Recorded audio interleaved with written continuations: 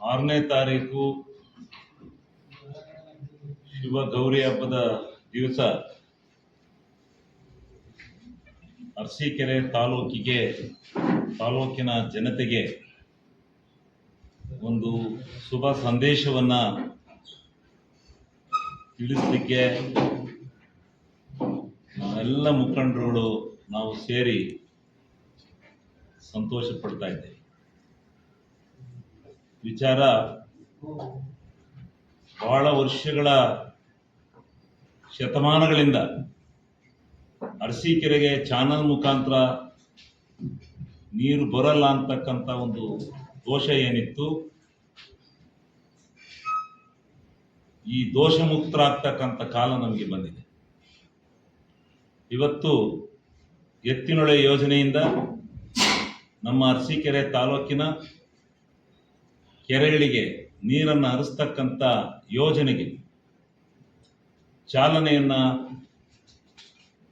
ನಮ್ಮ ರಾಜ್ಯದ ಧೀಮಂತ ಮುಖ್ಯಮಂತ್ರಿಗಳು ಆದಂಥ ಸಿದ್ದರಾಮಣ್ಣವರು ಮತ್ತು ಉಪಮುಖ್ಯಮಂತ್ರಿಗಳಾದಂಥ DK ಶಿವಕುಮಾರ್ ಅವರು ಚಾಲನೆಯನ್ನ ಹರ್ಷಚಿತ್ತದಿಂದ ನೀಡ್ತಾ ಇದ್ದಾರೆ.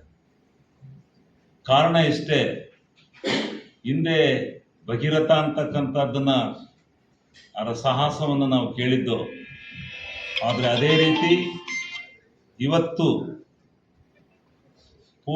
ಪಶ್ಚಿಮಾಮುಖವಾಗಿ ಹರಿಯತಕ್ಕಂಥ ನೀರನ್ನ 1000 ಅಡಿಯಿಂದ ಮೇಲಕ್ಕೆ ಎತ್ತಿ ಇವತ್ತು ಈ ಭಾಗಕ್ಕೆ ನೀರನ್ನ ತುಂಬಿಸ್ತಕ್ಕಂಥ ಒಂದು ಮಹತ್ ಕಾರ್ಯವನ್ನ ಏನು ಮಾಡಿದ್ದಾರೆ, ಅದನ್ನು ನಾವು ಇವತ್ತು ಶ್ಲಾಘನೆ ಮಾಡಲೇಬೇಕು. ಅದಕ್ಕೋಸ್ಕರ 6ನೇ ತಾರೀಕು 11 ಗಂಟೆಗೆ ಎತ್ತಿನೊಳೆ ಯೋಜನೆಯ ಲೋಕಾರ್ಪಣಾ ಕಾರ್ಯವನ್ನು ನೆರವೇರ್ತಾ ಇದೆ.